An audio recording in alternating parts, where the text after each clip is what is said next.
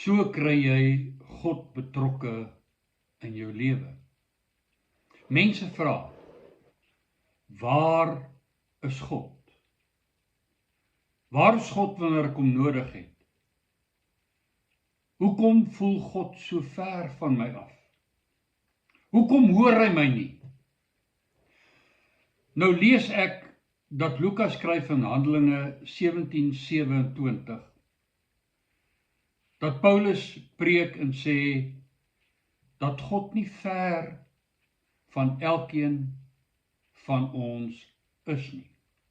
En dan gaan hy verder en sê dat ons tegnies in God lewe, in hom beweeg en in hom ons bestaan vind. Inderwaarheid is God alomteenwoordig. Hy's hier by my. Hy sien my. Hy sien wat ek doen. Hy hoor wat hy sê. Al fluister ek, hoor hy elke woord en neem my kennis daarvan. Tog kan hy vir ons so ver, so onbetrokke en afwesig wees.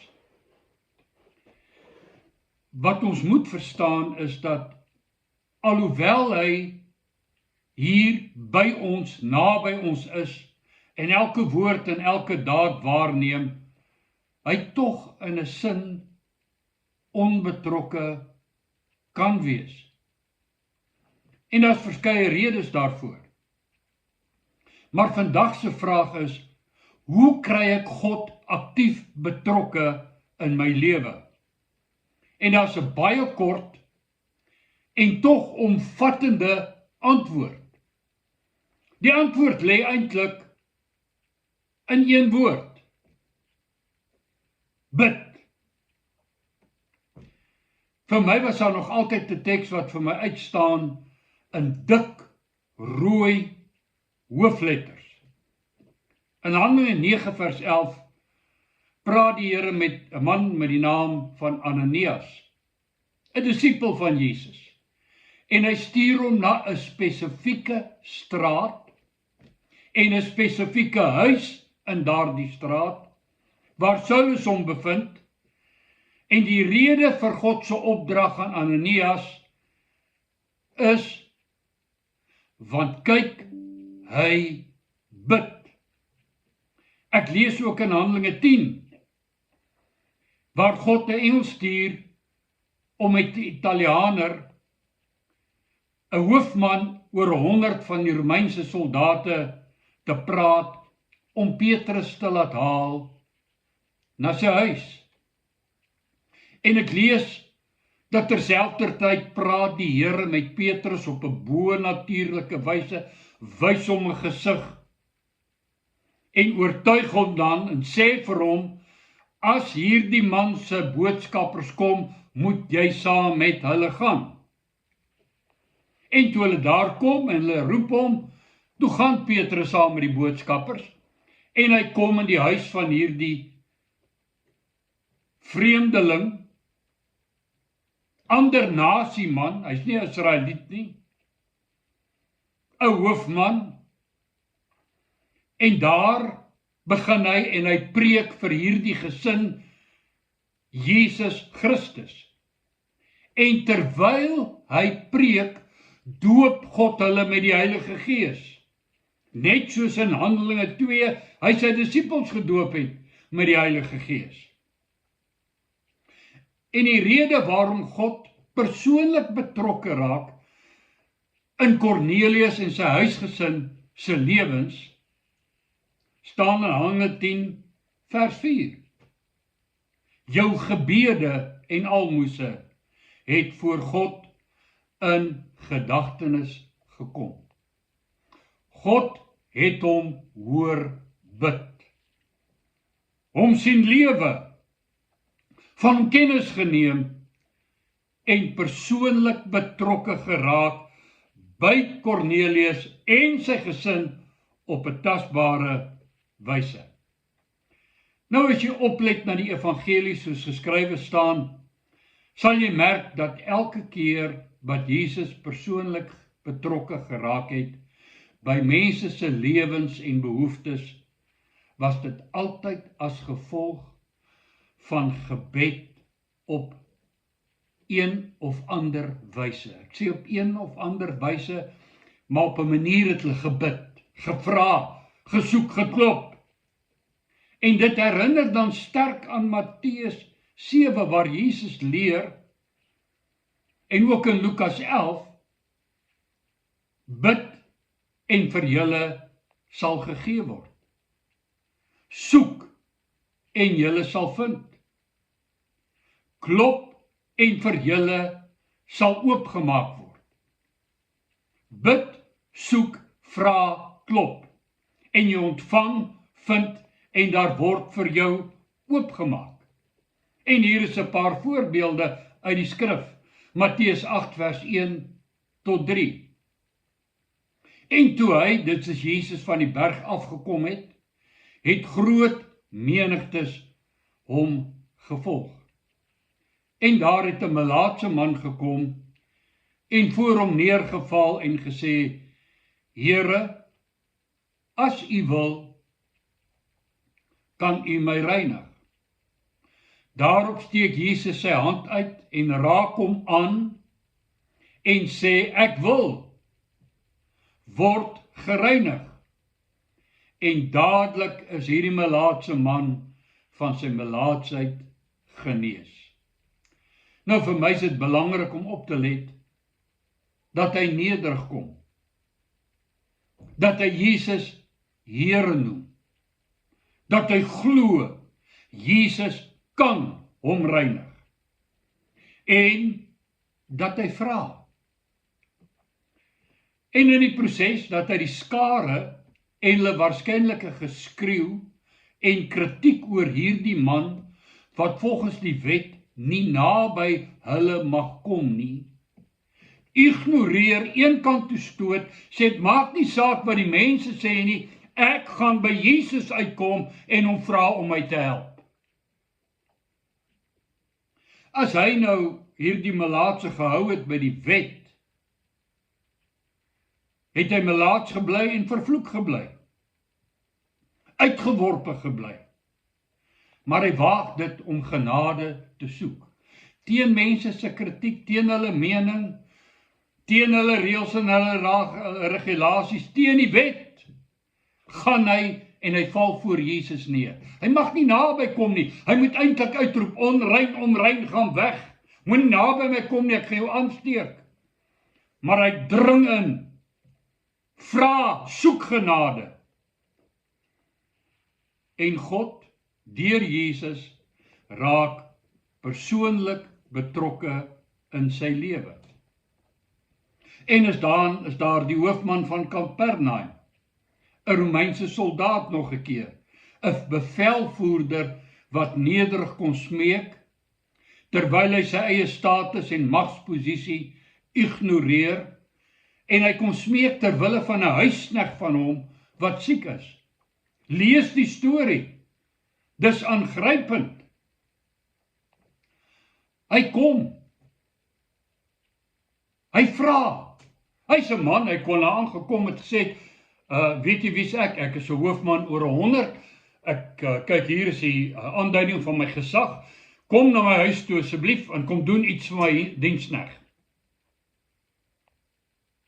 Dis 'n belangrike man. Nee, hy kom en hy smeek, terwille van sy diensknegt. En wanneer Jesus sê, ek kom na jou huis toe, dan sê hy, nee, ek is nie waardig dat u in my huis inkom nie. Nou moet jy weet, Jesus is net die Nasarener, die seun van Maria en Josef wat daar rondloop. Hy dra nie pips nie, hy het niks merke op sy arm wat hom 'n sersant of 'n korporaal of 'n stafsersant maak nie. Baie mense verwerp hom. Hierdie man sien iets, en hy kom nederig, en hy buig neer, en hy vra, en hy ontvang. Lees in Matteus 9 vers 18. En verder aan, oor Jairus se dogtertjie, en die vrou wat aan bloedvloeiing gely het. sien wie hulle is. Kyk hoe hulle na Jesus kom, hom nader, en hoe hy persoonlik betrokke raak in hulle wêrelde, in hulle lewens en hulle gebede beantwoord. En dit terwyl daar skares godsdienstiges om hom is, wat geen persoonlike betrokkenheid van hom in hulle lewens ervaar nie. Toe die vrou wat aan bloedvloeiing gelei het aan hom raak, toe sê iemand het aan my geraak, toe sê die disippels, hoe sê jy dit?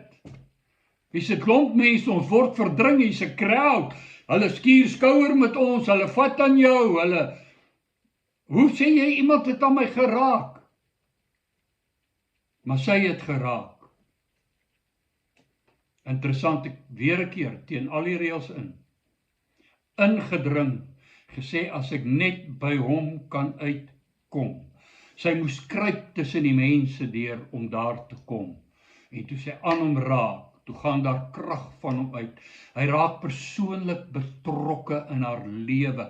Hy praat met haar, hy staan stil met haar, hy genees haar. Hy maak haar lewe nuut. Terwyl die klomp wat hom verdring, die skare om hom, geen persoonlike betrokkenheid van hom in hulle lewe ervaar nie. Hulle is bloot in die omgewing, toeskouers, verbygangers, kritici, selfregverdige wetsonderhouers. En dit bly insiggewend as jy so lees, dat die wat geen persoonlike betrokkenheid van God in hulle lewens ervaar het, toe Jesus daar was nie, meestal godsdienstige mense is. Mense wat tempel toe gaan, hulle bid, hulle vas, hulle hou die Joodse feeste, die sabbate, hulle gee bydraes en tiendes, baie van hulle is redelik suksesvolle mense, party van hulle is hoog in aansien, baie is teologies goed onderrig, hulle hou Bybelstudies, hulle memoriseer die skrif, en tog is daar geen rekord dat hulle gebid, gevra en ontvang het nie. Nou was Jesus Christus uiteraard uit hulle gebede uitgesluit, maar dit was nie alrede waarom hulle gebid het by die huis, op straat, in die sinagoge, by die tempel en geen antwoord gekry het, God nie hom hoegenaamd aan hulle gestuur het nie. Want Jesus was ook nie ingesluit in Cornelius, die hoofman oor 100 van die Italiaanse afdeling in Handelinge 10 nie. Hy het nie geweet van Jesus nie, maar hy het gebid. En toe raak God betrokke, persoonlik betrokke, bonatuurlik betrokke, by die man wat hom moet vertel van Jesus, by Cornelius self, by sy gesin, en hy doop hulle met die Heilige Gees, soos hy sy disippels, die wat in die bokamer gewag het, in Handelinge 1 en 2, uit die hemel uit met geruk, en 4 tonge, raak God hier by hulle betrokke, en hulle word gedoop met die Heilige Gees. Waarlik, hulle bid en daar word vir hulle gegee. Hulle soek en hulle vind. Hulle klop en daar word vir hulle oopgemaak. Bid, soek, vra, klop. En jy ontvang, jy vind, jy kry, daar word vir jou oopgemaak. En nou hoor ek al 'n klomp mense wat sê, dit werk nie. Ek bid en ek bid. Ek soek en ek soek. Ek vra en ek vra. Ek klop en ek klop.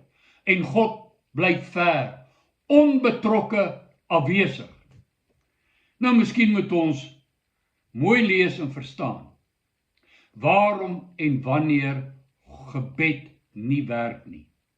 Dit staan tog duidelik daar geskryf in Matteus 7 En dit word ook duidelik uitgespel in Jesus se lering nadat sy disippels hom vra, leer ons bid.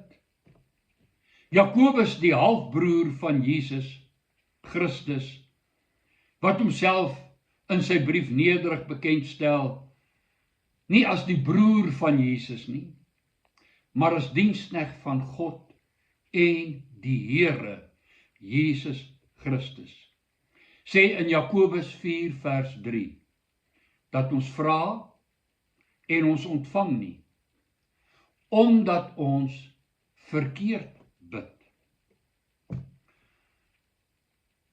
Volgende week praat ons oor verkeerd bid. Ons kyk na verkeerd bid. Wanneer en hoe bid ons verkeerd? Dat dit veroorsaak dat God nie betrokke raak, dat God nie hoor, dat God nie help, dat God nie antwoord, dat ons nie ontvang nie, dat daar nie vir ons oopgemaak word nie. Weet dit, klop, daar sal vir jou oopgemaak word. Soek, en jy sal vind. Vra, en jy sal ontvang. Jesus sê so, jy moet net verstaan hoe dit gedoen word. Mooi loop, bly dat jy na my luister, die Here seën jou. Amen.